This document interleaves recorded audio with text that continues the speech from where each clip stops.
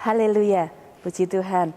Selamat pagi Bapak Ibu, kekasih keluarga GPDI El Shaddai Magelang yang saya kasihi dalam Tuhan Yesus Kristus. Kiranya damai sejahtera dari Tuhan ada bersama dengan Bapak Ibu sekalian. Pagi hari ini kita akan kembali merenungkan bagian firman Tuhan yang saya percaya menjadi kekuatan bagi kita semua. Sebelumnya saya ingin kembali mengajak Bapak Ibu mengingat 15 Maret 2020, Presiden Indonesia Bapak Jokowi menghimbau kita untuk bekerja dari rumah, belajar dari rumah, ibadah dari rumah. Ya, sehingga ada banyak gerakan-gerakan yang muncul dengan tagar di rumah saja.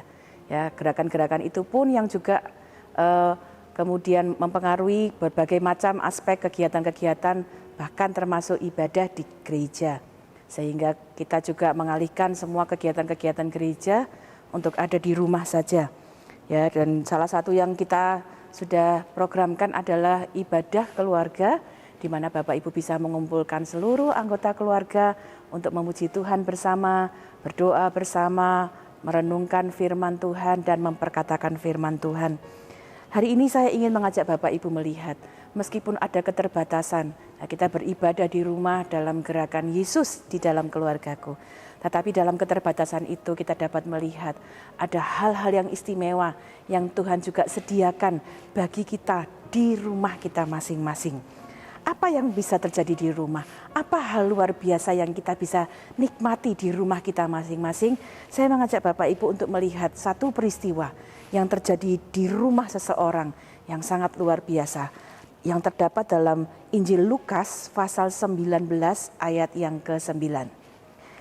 Injil Lukas pasal 19 ayat yang ke-9. Saya akan bacakan.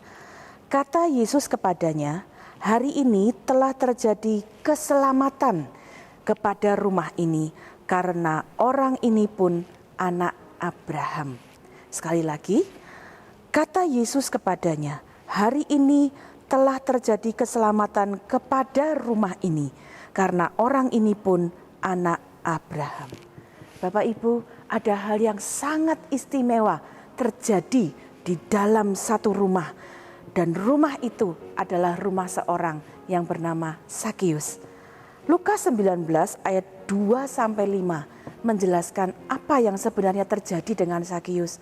Apa yang kemudian dia alami sampai kemudian itu bisa terjadi sesuatu hal yang istimewa di rumahnya. Saya ingin membantu Bapak Ibu dengan mempergunakan sebuah alat peraga untuk kita mendapatkan gambaran tentang kisah yang kita sudah baca tadi dalam Lukas pasal 19.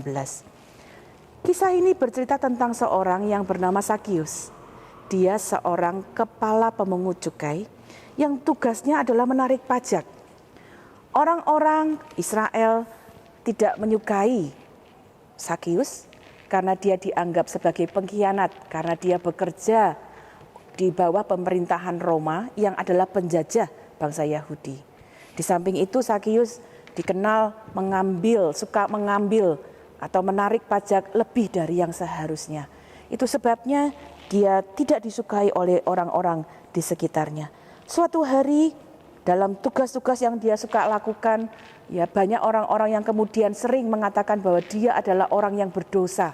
Ada perasaan yang tidak disukai oleh orang-orang di sekitarnya. Dan suatu hari Zakius mendengar bahwa ada seseorang yang istimewa akan lewat. Banyak orang membicarakan orang itu.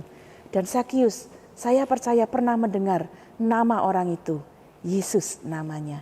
Dia ingin lihat seperti apa Yesus, bagaimana dia, apa yang dia kerjakan, apa yang dapat dia lakukan. Dan Lukas 19 mencatat pada suatu hari, pada saat Yesus lewat di Yeriko, kemudian Zakius berupaya untuk melihat Yesus.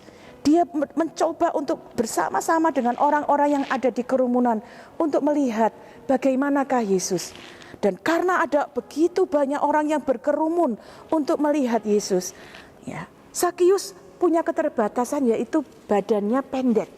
Dan karena badannya pendek, dia berusaha sedemikian rupa dan mencari akal. Akhirnya dia memutuskan untuk naik ke sebuah pohon ara untuk dapat melihat Yesus. Dan sangat luar biasa kalau kita melihat dalam kisah ini. Yang terjadi kemudian benar Yesus lewat.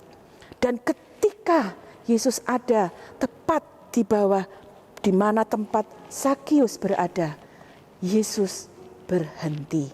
Kalau Bapak Ibu melihat di dalam catatan dalam Lukas 19 pasal 19 ayat yang kelima, saya bacakan.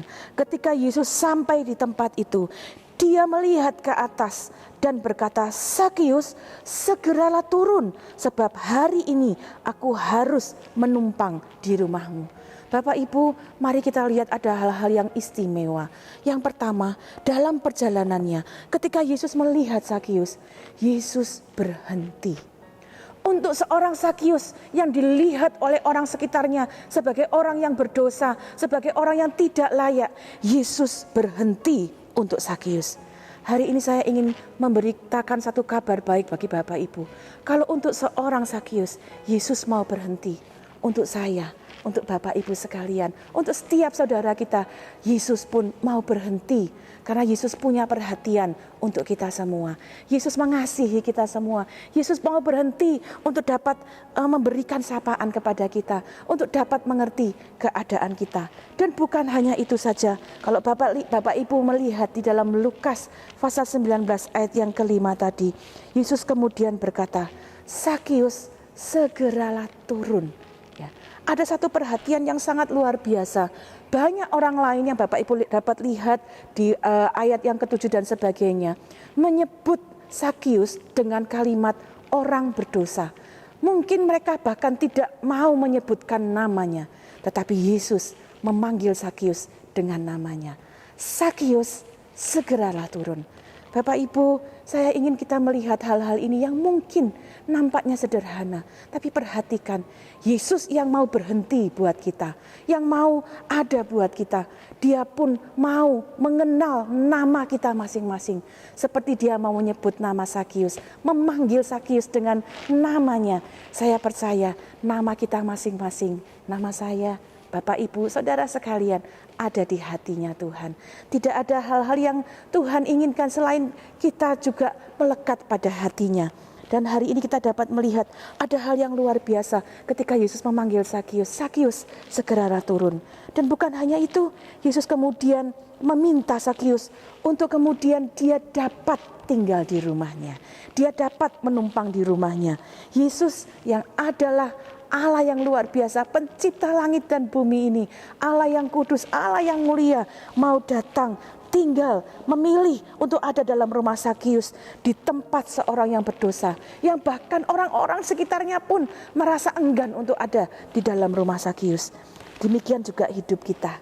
Yesus yang penuh kasih, Allah, anak Allah yang suci, yang kudus, dikirimkan ke dalam dunia ini. Dia juga mau masuk ke dalam rumah hati saya, hati Bapak Ibu sekalian. Dalam rumah kita bersama-sama dengan keluarga kita. Dan satu pertanyaan yang sama, bolehkah aku tinggal di dalam rumahmu? Ini kiranya menjadi satu hal yang sungguh dapat kita lihat, kita belajar dari kehidupan Zakius.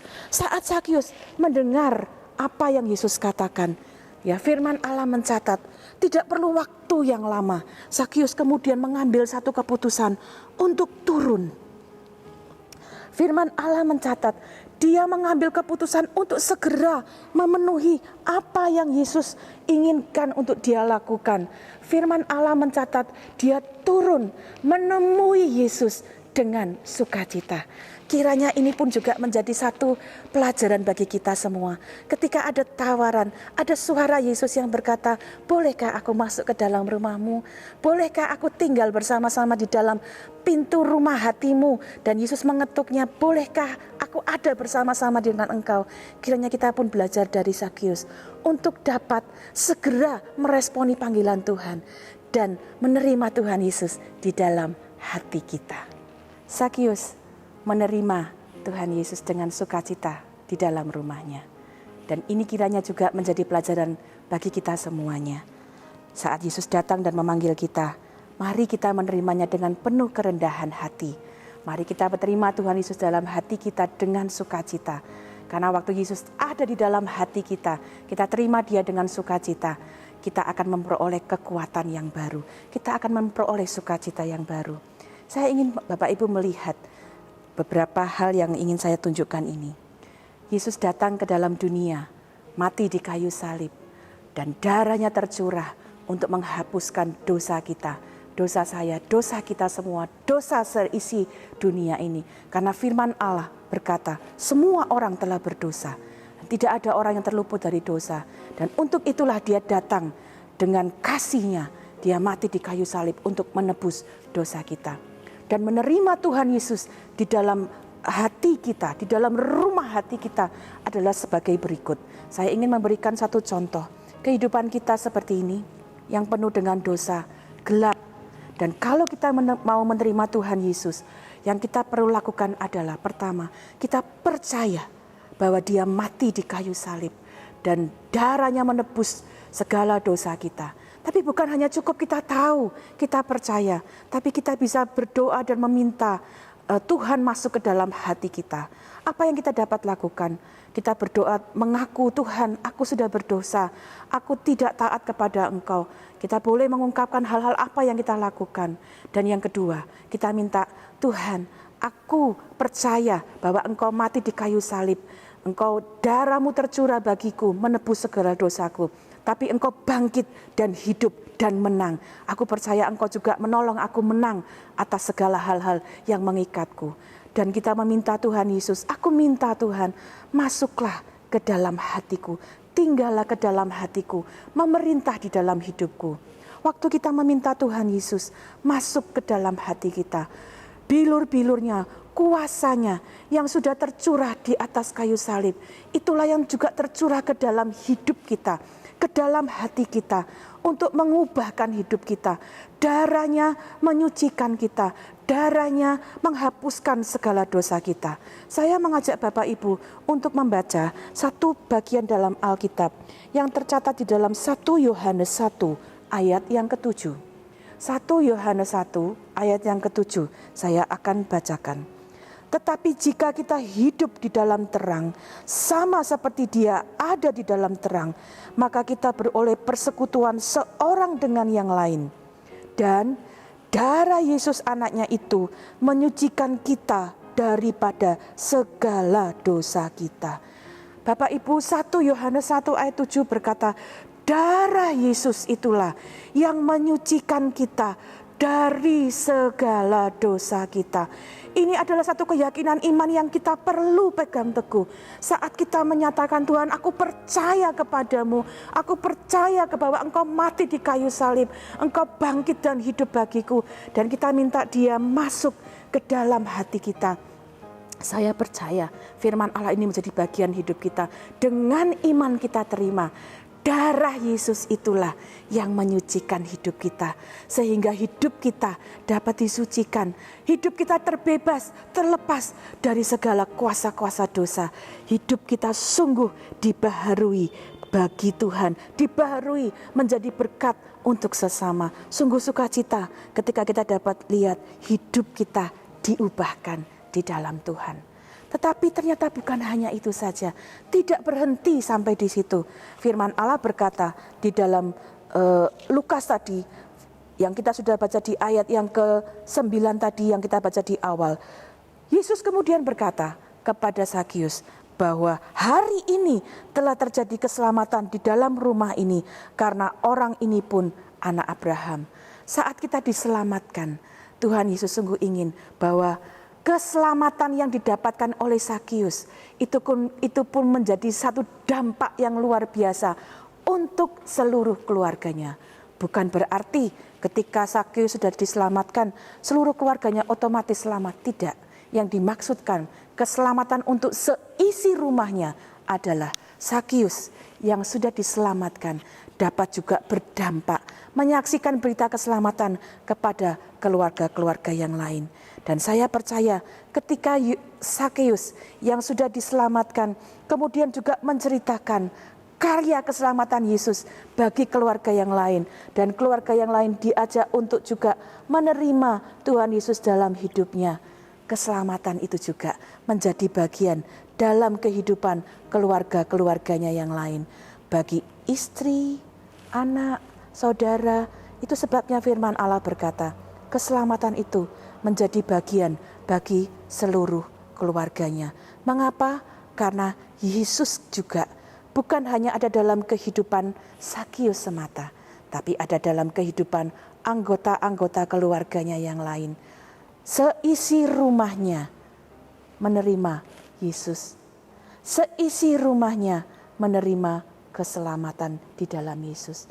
Karena itu Bapak Ibu, kiranya hal ini pun juga mendorong kita, sama seperti Sakius, berdampak bagi anggota keluarganya yang lain.